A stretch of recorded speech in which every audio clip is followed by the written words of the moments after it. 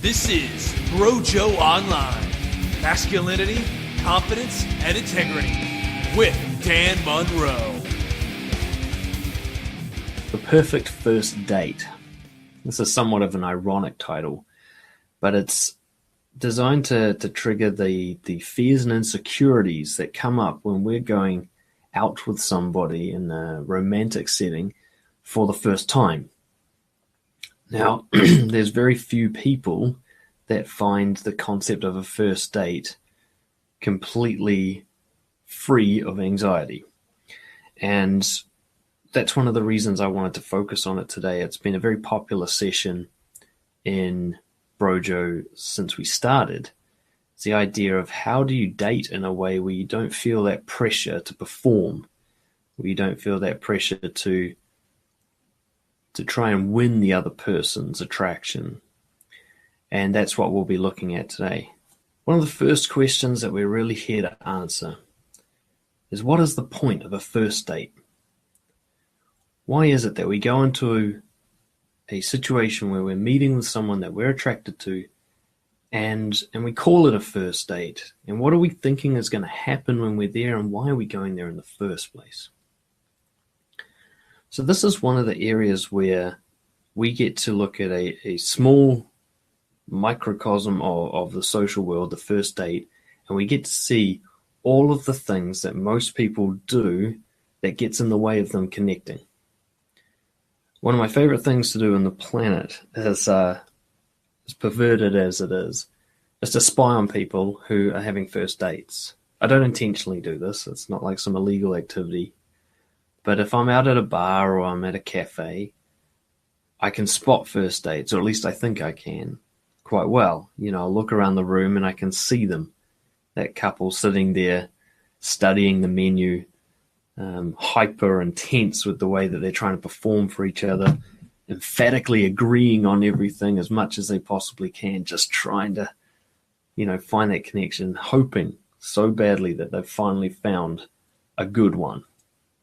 And I see this all the time, and it's quite painful to watch. It really is.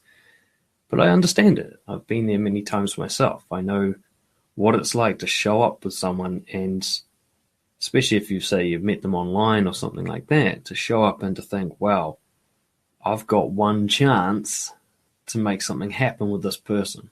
And all this pressure builds up inside you. So looking at why most people go into a first date, when we've talked about this before in BROJO, what we've noticed is that there's this future focus. Now, it could be as short-term as what's going to happen at the end of the night, and it can be as long-term as marriage and children. What I find, and I get this from the women that I coach as well, is that a first date becomes this intensive job interview-like type of interaction, where the two people are assessing each other for future quality. So straight away, what we start to see is that when somebody's on a date, one of the first things they do is they stay away from presence. They're so far from what's happening right now because they're lost in what will happen. I see this all the time on a first date, and I think it's one of the most common purposes that someone goes to a first date with, and also it's one of the biggest barriers to connection. That's why I think the dating world is just such a fucking mess at the moment, and why so many people find it chore-like and exhausting to go on dating. So I've seen this before, and one of the common things that kept coming up for BROJO is this idea I want to see if she's right. If she's right for, if she's right to sleep with me tonight, if she's right to become my girlfriend, if, maybe we'll be good long-term kind of partners. And this is all happening on the very first interaction. And the reason it's happening is because it's been called a date, and in particular, a first date. Calling it a first date, you may as well be calling it a job interview, because the kind of frame that you're taking to this event creates the same kind of pressure for both people. And you can see it, it's like a brittle thing. When you're watching two people on a first date, It's kind of a yuck feeling to watch it. You feel nervous just watching them, like you're on the edge of your seat. That kind of feeling you get when you're sitting down and someone's standing while they talk to you, that kind of nervous feeling. And I feel like that when I watch people on a first date so often. And I believe that the reason I'm sort of harping on about this, and the reason we'll go into in so much detail today, is because your reason why you're going on this date in the first place, your reason for showing up, is going to determine everything about how it goes. That intention that you bring to any interaction with someone, whether it's a date or a job interview or just hanging out with friends or dinner with the family, whatever interaction you're going to, the reason why you're there will completely dictate your behavior and determine the eventual outcomes of the entire event. Yeah. So if you're going there with something like, I hope this is my future partner, she's going to feel that, and you're going to feel that, and it's going to infect everything about the interaction. There's going to be a neediness to it, a judgment to it. She's going to feel judged. You're going to feel judged. It's going to be very difficult for either of you to be open and honest with each other. You're going to feel like you need to perform. Now, if you combine this with the idea that, say, you've been dating for a while and you haven't found real success, you don't feel like it's working, sort of thing, then this pressure is going to build and build. Now you're really carefully assessing each other and really strongly judging each other. And it's starting to really affect your ability to just let go and have a good time. So we're definitely going to be moving on to how do you actually have a date in a way that you can enjoy it no matter how it goes.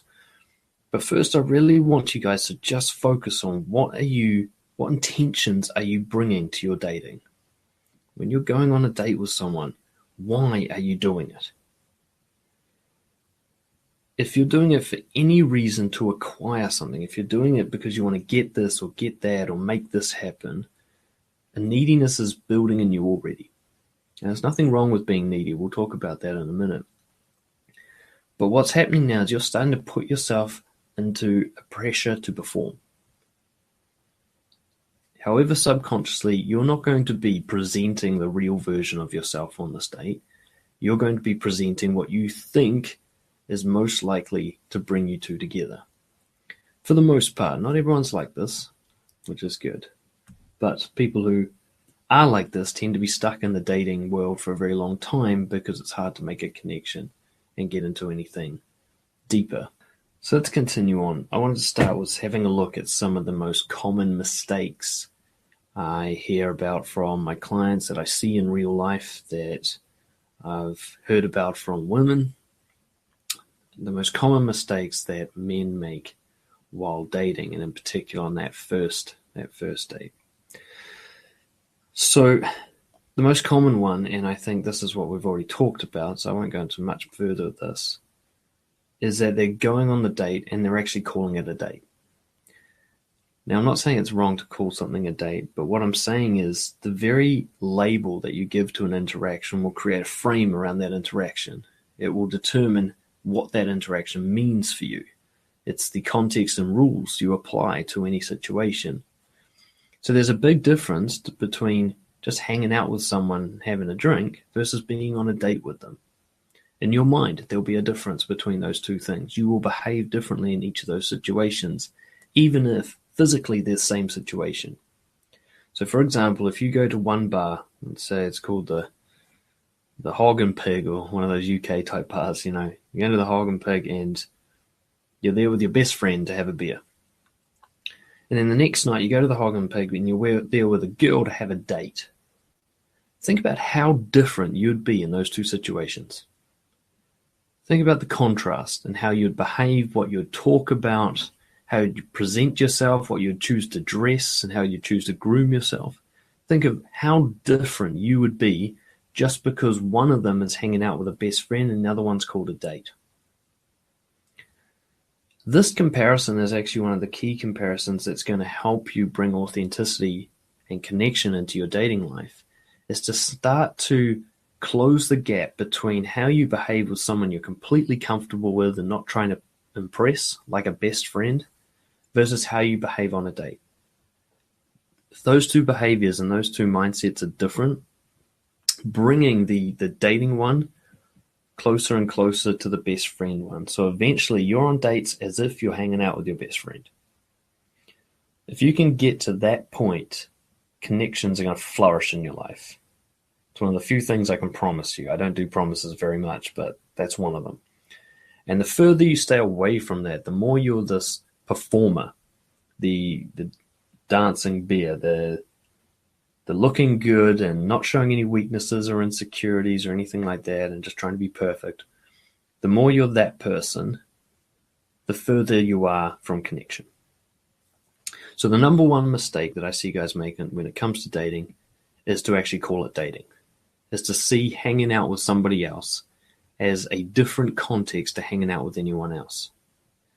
Now, I know from experience with BROJO sessions that this often raises, well, if I go out as if I'm just hanging out with a friend, then nothing romantic could happen. We're going to come to it in a minute when we talk about what honesty means. But for now, I just want you to compare in your mind, what is the difference between when I'm hanging out with someone that I feel safe with and everything feels good, I don't feel any need to pretend anything, I can just be whatever I feel like, I show whatever mood I'm in, there's no performance pressure, versus when I'm out on a date with someone I'm attracted to and I hope it will go well. How are you different in those two situations? So the most common mistake I see guys make is being different. How this plays out is there's some common ways that this plays out, right? So one of them is interviews. Interviews, often disguised as dates, absolutely destroy connection. So many of us are raised to believe that showing interest in somebody is done through investigating them. It's done through asking them questions, trying to find out about their life. And we're raised to believe that this is how you build rapport, this is how you connect.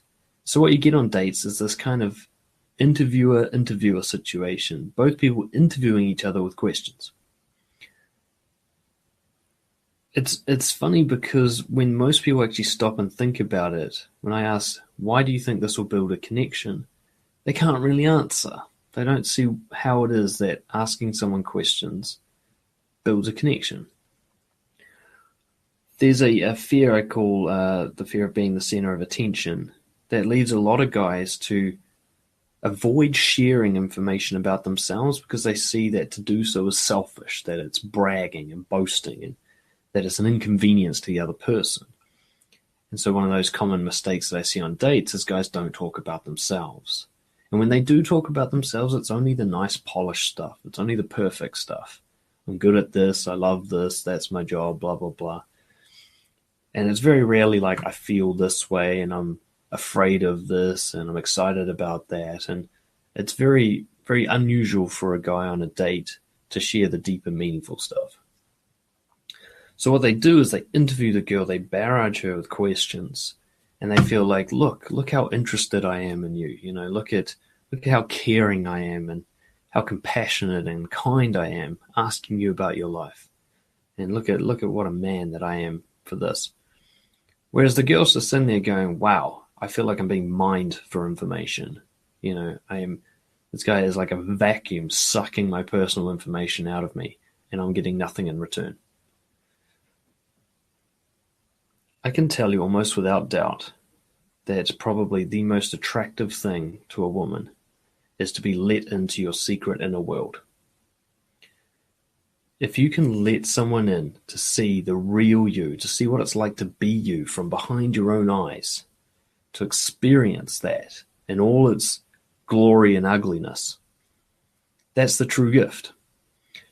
One of the things we often talk about in BROJO is the sensation you give someone when you say something like, I've never told anyone this before, but blah, blah, blah.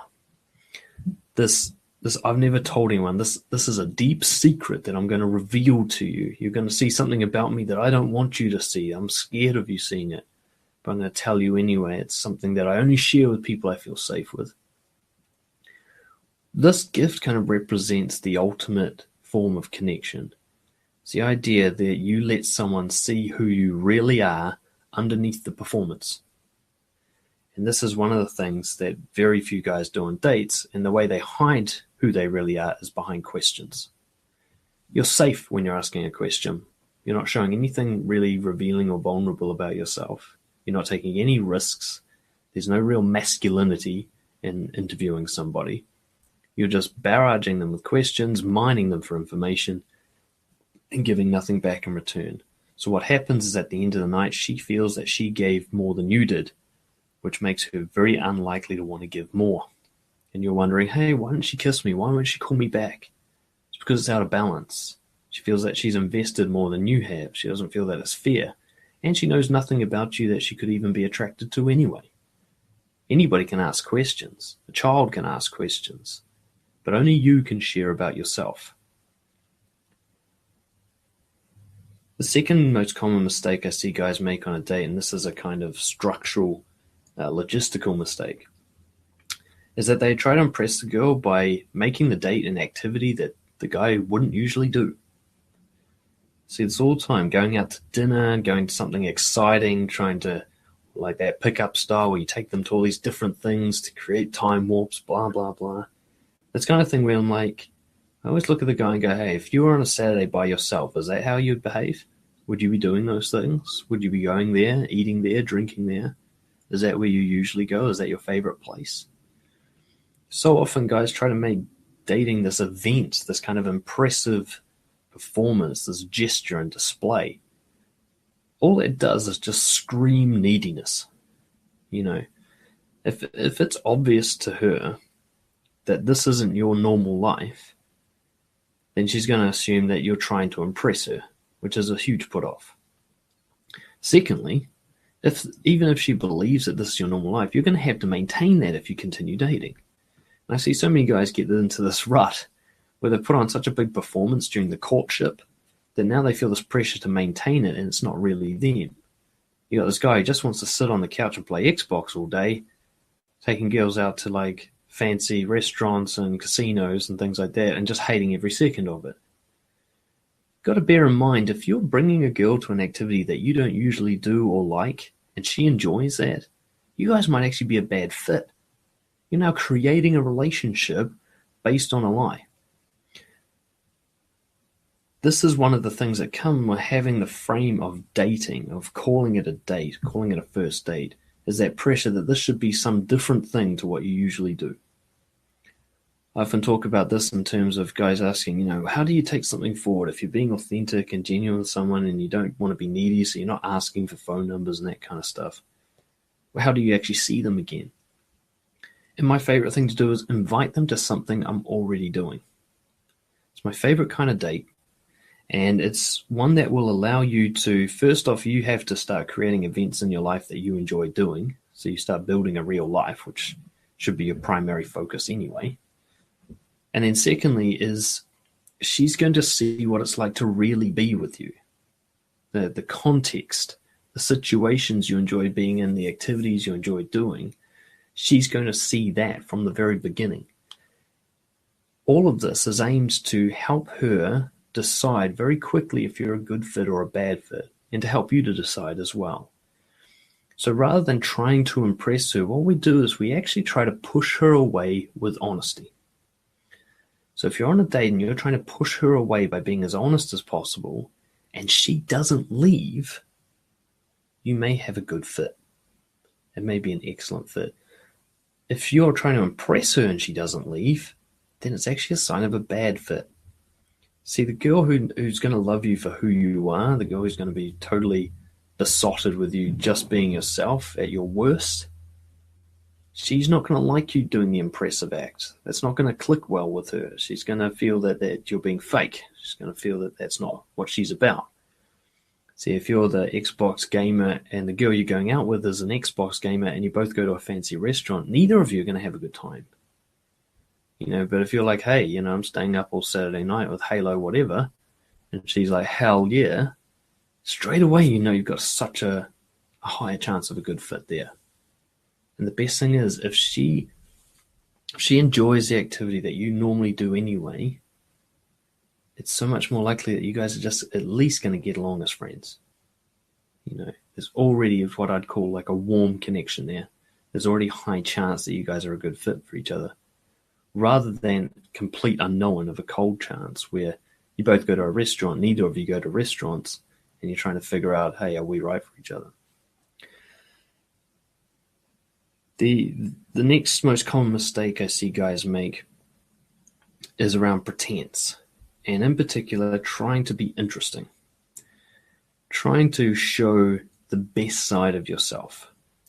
So this is where it kind of gets into a gray area of honesty. So there are some guys, quite a few, that will go on a date. They won't lie exactly. They won't pretend to be something better than they are. But through the exclusion of the dark side, through removing everything that they think is negative in terms of what they express, they kind of paint this positive picture. This thing like, I'm always doing well. I'm always fine. I'm always happy. Things are always good. I'm excited about life all the time. Yay me. And it comes, you see a lot of this in the kind of pickup thing, this demonstration of higher value type bullshit. Now what happens is, again, we created the difficult situation where if she does like you for those reasons, you're forced to maintain it. If you want to keep the connection with her, which isn't really a connection if it's fake, then you're going to have to keep up the pretense.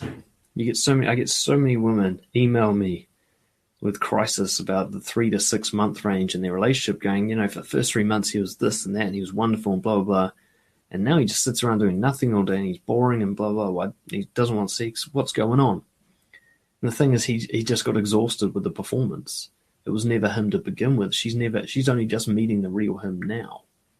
And she's shocked with it. Now, the funny thing is, she might be able to connect with the real him now, but he set such a different precedent. He set this kind of magical fairyland version of himself first that she now has to compare to. And it's going to make it almost impossible for her to get on board with the new one. Whereas if you're you from the beginning, if she gets to see you with whatever mood you're in, and whatever thoughts are on your mind, and whatever's real, then if she connects with that, you're not going to have to keep up anything. You just get to be who you are all the time. So it's a very strange sensation. I've got that at the moment with my current girlfriend to the deepest level I've ever managed to achieve it. And what I find really fascinating is that I can be in whatever mood I feel like, and she's fine with it. She loves me just the same. And for the longest time in my life, I just did not believe that was possible. I thought that in order for a relationship to be maintained, you really had to emphasize the positive and minimize the negative. And what I've come to realize since, that actually none of it's positive or negative. It's just who you are, and let it all out. So pretending to be more interesting, trying to find those hero stories and those wins that you can share, all that does is hide who you really are and put you under pressure to keep performing. But also, of course, if the girl is socially intelligent, emotionally intelligent, she'll know that you're faking it and know that you're trying to impress her, and she might either find this endearing, or more likely she's going to think, well, I must be higher quality than him. You being judgmental about yourself makes her be judgmental about you. You create a status difference that didn't exist before you started talking. So following rules is another common mistake. In fact, I think it's the most common mistake I see in life in general, is guys following rules because of frames, because of the context they're in. So again, coming back to the idea, calling it a first date, and then having to follow the rules that you think exist for that situation. Common rules are talk about who's paying the bill, when do you kiss, what do you talk about, where does this happen? These are all rules that are attached to the idea of a first date. Now, rules will always get in the way of spontaneous, natural connection.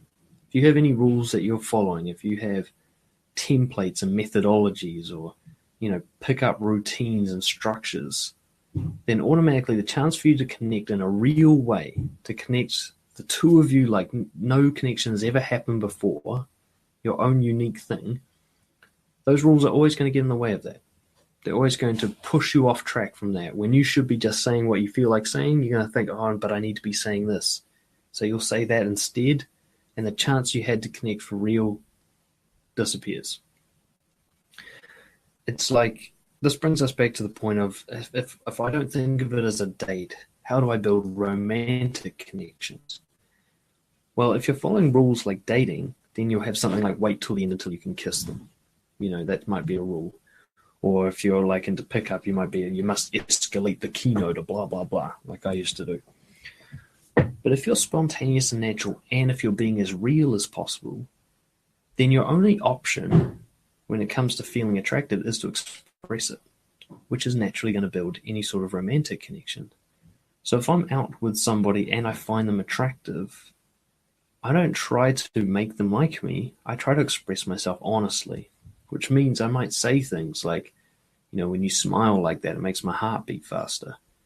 Or I remember once I was on a date, a girl touched my leg and I told her, I sincerely hope that's foreplay. Now she laughed about it, but I was being genuine. I really did hope that she was meaning to touch me as some sort of flirtation.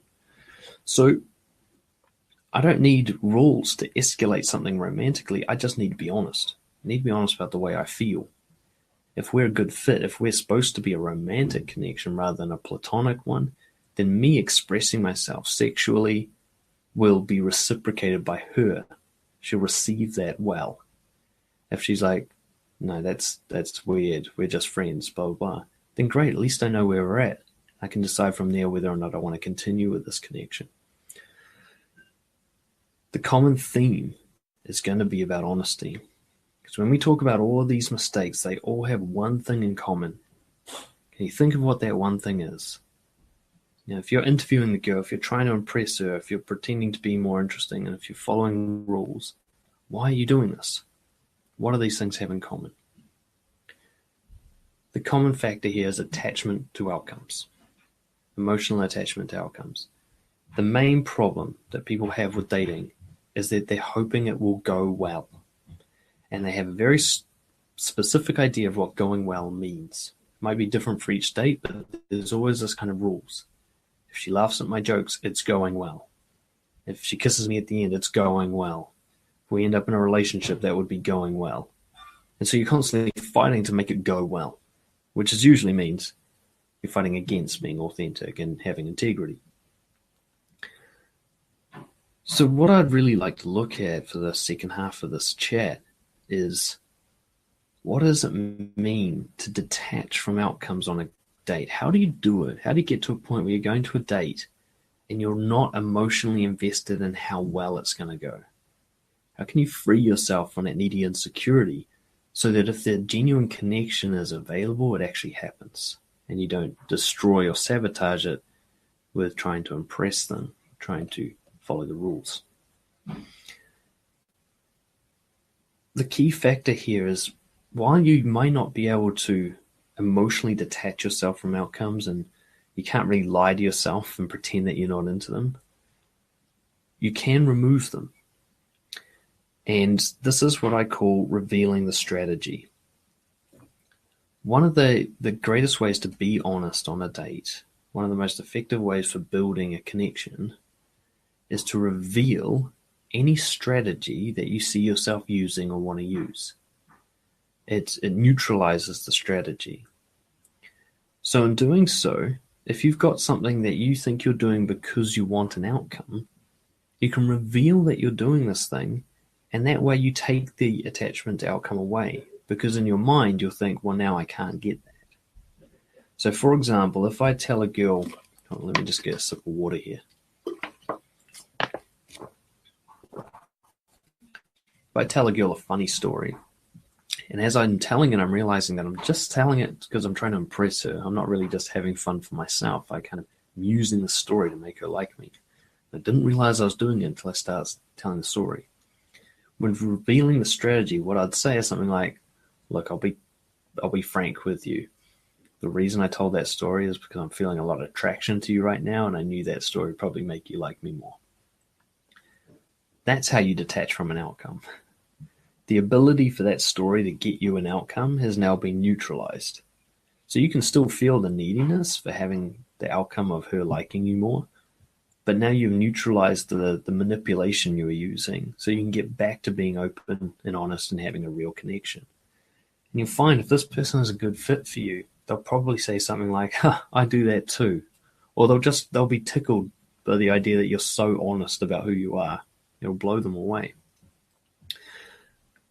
The other way to detach from outcomes on a date is to have a different reason for being there, which is why I really like the idea of not calling it dating. If you call it a date, the reason is I've got to create a relationship, or I've got to get laid, or something like that. I've got to acquire something in the future. But you can call it something else. And what I'd recommend is something along the lines of practice. Looking at every social interaction you have as just practicing living by your values. And eventually, you might get to a stage like me right now, where I look at everything I do as a way to practice living by my values. Like right now, I'm doing an online webinar where nobody's showing up. And so I'm going to live by the value of integrity and complete the webinar to the best of my ability within that situation. That's an example of me practicing living by the value of integrity, or the value of courage, or whatever it took for me to keep going despite the turnout. The same applies to dating. It's not about going there to get the girl, but going there to practice values like honesty, practice values like courage, determination, persistence, assertiveness. Practicing these values, and dating is such a perfect practice ground. You're in a situation where all of your fears and insecurities are being triggered. That's a great place to deal with them. It's a great place to face your fears and overcome them. And so dating can become something that you go to practice connection rather than trying to get a connection. So it's so funny. So many people I've worked with, when they finally switch to this, they almost instantly end up in relationships. But if you switch to this to try and get into a relationship, you've missed the point. You have to let go of getting into a relationship. You have to let go of getting laid and look instead and practicing living by your values. Make the outcome you living by your values, not you getting something from them. So talk about leadership on a date. You want to connect. You want this to be a genuine, spontaneous, natural event between the two of you. You want her to see the real you. You want to see the real her. You want to see if you guys actually connect legitimately. How do you do it? How do you create this situation on a date? Well, we're going to have a look at now some of the practical application of authentic dating, of being genuine when you're dating. First off, let's look at leadership. When it comes to all of this stuff, you're going to be often on dates with women or men, whatever you're into. You're going to be on dates where they are trying to impress you as well, or they're following their own script and rules about dating. And so for men, like the kind of men we've got in the Men Improvement Academy, the world needs you to step up and lead. Everybody else is conditioned and afraid, and nobody else is going to initiate this thing. You guys have got to do it. It's guys like us that are here to set things right. So if you really want your dating and social world to go well, accept the responsibility of leadership. You'll have so much more power, so much more hope will come from knowing that you are going to take the lead, that you will drive the thing forward. And that's really masculinity, isn't it? It's that initiating, that leading, that risk-taking that really sets the masculine apart from the feminine. So if you want to be masculine in your dating, then initiating leading is by far the strongest way to do that. So what we're talking about is setting the scene, is leading and initiating in a way where the other person, the person you're on the date with, understands we're doing this differently. We're not going to do it the way I usually do it. We're not going to do the dog and pony show where we pretend and we impress each other. This guy's not about that. And his frame's so strong that I have to step up now. I have to be real because he's being real. He's being real first. This is how you create that really authentic dating situation, is when what you say and do sets a scene for honesty. It makes it a safe and comfortable thing to do. For a lot of people, you're going to have to actually spell this out for them and walk them through it holding their hand. So it's not unusual for, at least when I was dating more, for me to say something on a date like, look, I know when people go on dates, usually they try to impress each other and all that kind of bullshit. I don't want us to do that. I just want to meet the real you. I want you to meet the real me, whatever that is, in all its glory. And, I just want to take that pressure off you. You don't have to try and impress me. I'm not interested in that. I'll actually say stuff like that on a date. It doesn't mean you have to use those words, because then you'd just be being fake. But the point is that you set the scene, you set boundaries about what you're here for. That new reason you've got for dating, where you're trying to practice living by your values. Tell her about that. Say, look, the reason I'm dating is just to practice being honest and try to find a real connection through being honest. So I'm not going to say things to try and impress you or anything like that. I just want us to talk about our lives, talk about ourselves, whatever occurs to us, the real us, the ups and the downs. And, if we're the right fit for each other, we'll enjoy that conversation. If we're not, that's okay too. It was nice to have a drink anyway. You can have these kind of conversations right at the beginning. You can actually set the scene for a date. As we talked about before, leadership means inviting someone into your world, inviting them to something you're already doing, taking them to an event or an activity or a location that you want to go to. Doesn't mean that you should rigidly say, no, we're only doing what I want to do. What it means is that you're the one who starts it. You're the invitationer. You're the inviter. I don't know how you say that. You're the person who started it. So you can say something rather than going, hey, would you like to hang out sometime? You say, hey, I'm going to go check out this band on Friday night. I'd love to have you join me. It'd be so much more fun if you were there. And you just let them know, and that's up to them whether they come or not. Their decision around that will already show you a bit about your connection. If they really do want to connect with you, they'll either say, hell yeah, or they'll say, damn, I can't make it that night. How about Saturday? They'll try their best to keep the thing going. And if they're still like, nah, I'm busy, well then, screw it, move on. They're not interested in investing in you. And if they're trying to make you chase, well, that's not really going to be authentic either. So let them know you're not going to chase. And they can come to you later if they change their mind. The key with doing something like this when you're inviting that person to your world is regardless of whether or not they show up, you need to go through with it. So it really has to be something you want to do. If you invite someone out to dinner and they don't show up, stay and have that dinner. Whatever it is, you go to a movie, stay and watch that movie. Be going there without her anyway.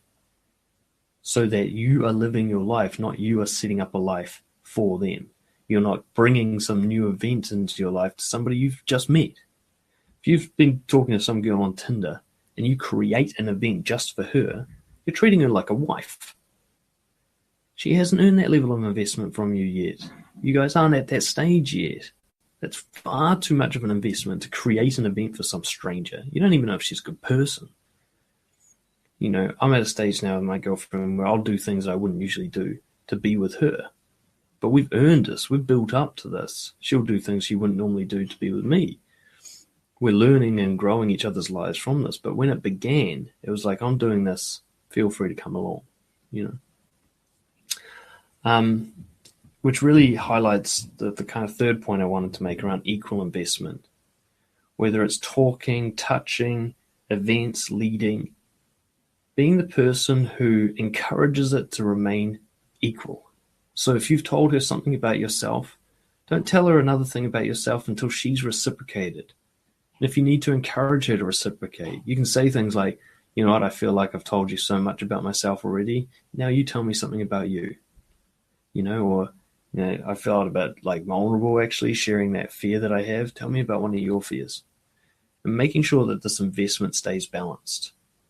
It'll also show you if they're not willing to invest, then you're wasting your time. Your investment is poor. So if you're talking, it's like, now tell us something about yourself. It's like, no, I don't really feel comfortable sharing. I can do, and I need you to as well for this to be a good connection. So it's a time to maybe call this quits. And you can really put it to them like, either connect with me or leave. Those are your two options. Rather than, no, I'll do all the work and you can just ride along for free. One of the things, and this is something I really recommend you get a copy of Game Over by John Cooper, or look into any of that social artistry stuff, which is fantastic. Is focusing on playful honesty. Now, one of the things I'll say that might differ a bit from that is that if you're not feeling up to it, then don't fake it or force it. Don't pretend to be feeling good or playful, but rather try to show who you really are in a playful way, just for your own sake, as a practice to bring into your life in the long term. Quite often, we talk about on BROJO, the guys want to know, how is it that I'm able to talk about my insecurities and my weaknesses without it sounding weird or creepy? The main thing I tell them is I've practiced it a lot. That's the number one thing. It sounded weird and creepy when I first did it. But also it's because I have fun with it. I like to share things about myself like I'm watching someone else with amusement. I might say something like, when you walked in the room, my heart started beating and I realized, wow, I'm actually getting nervous just looking at you. Isn't that weird? And I'll share it like that way, where I'm sort of talking about it like I'm interested in it, not ashamed of it. I'm not apologizing for it. There's nothing to apologize for. I'm just a human being. There's no need to apologize for that.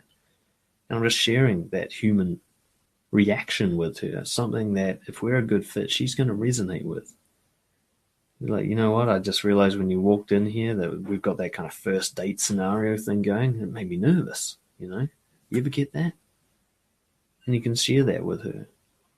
You can even eventually, when you build up your courage, you can say things like, wow, actually when you mentioned your ex before, I missed the rest of what you're saying because I got this kind of needy jealousy thing come up. You can say stuff like that. A lot of you won't have practiced this before, but you'll have a lot of fun when you do. I guarantee you that. Now, don't hold back. This is a key factor in leadership with a date, is be prepared to polarize her away from you with honesty, which means if you're feeling attracted to her, show that attraction right away. Don't wait for the right time or the correct place and time to do that. Just do that when it occurs. Do everything when it occurs. That doesn't mean you have to do something that breaks the rules of consent. I'm not talking about that. What I'm talking about is when you're feeling attraction, show attraction. When you're feeling disgust, show disgust. When you're feeling confused, show confusion. Whatever it is that you're feeling, show it as it occurs. This is a form of leadership. You're taking a risk. You're not sure how they're going to respond, but you're going to do it anyway. They're going to see this and it's going to make them feel so much safer to reciprocate. So a girl might be sitting across from you feeling attracted to you, but scared to show it because it puts her in a vulnerable state. And then you're like, wow, I can't take my eyes off your legs. Seriously, it's actually hard to listen to you talk. And she'll be like, now I can talk about physical attraction. He's already done it, so we're safe to do it now. You can create that safe place just by being honest. And the last and most important point, break all your rules. I recommend you write down a list. I'm on a date, I must and must not. And you write this whole list of all these rules that you have about dating. And then go out one date at a time and break them all.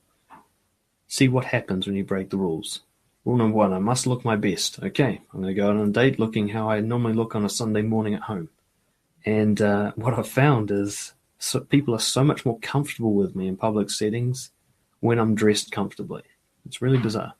So breaking the rules around that doesn't mean that you have to go out looking like a slob all the time. It's just to show yourself, prove to yourself that it doesn't actually matter, that the rule doesn't apply. Okay, that was a lot of talking. Most of these sessions, when we do finally get people attending, it'll be much more of a discussion and much less me lecturing and talking shit off the top of my head. But this was good. We managed to survive. And I want to just review some of those key points. So the key one, calling it a date and having all these rules attached to it, that's going to put you under pressure to perform. It's going to be a lot easier if you just see it as you practicing living by your values. Secondly, try to push them away with honesty. If you want to let go of outcomes on a date, tell them about the outcomes that you're hoping for. Tell them that the strategy that you thought you were going to use to get those outcomes, and therefore kill them so that you really are detached from them. And focus on having fun by leading with honesty. Right? Take risks. Look at dating as a chance for you to just take all these risks and feel proud of yourself when you get home. You might end up with a date that ended early because you were telling her something about yourself and it put her off. But you get to go home and be like, fuck, I can't believe I said that. I can't believe I had the balls to actually let some stranger into my inner world. So many guys think it's bold and confident to have no problems. No, that's lies. Everybody has problems. Everybody has insecurities and fears and weaknesses. The truly confident and bold people are openly expressive about them. So go out and show them how bold you are with expressing what the real you is, and then just see what that does to your connection. So that was the perfect first date, the first ever BROJO online event, and we hope to have many more of them. For those of you listening into the recording, feel free to email me with your questions or comments or anything.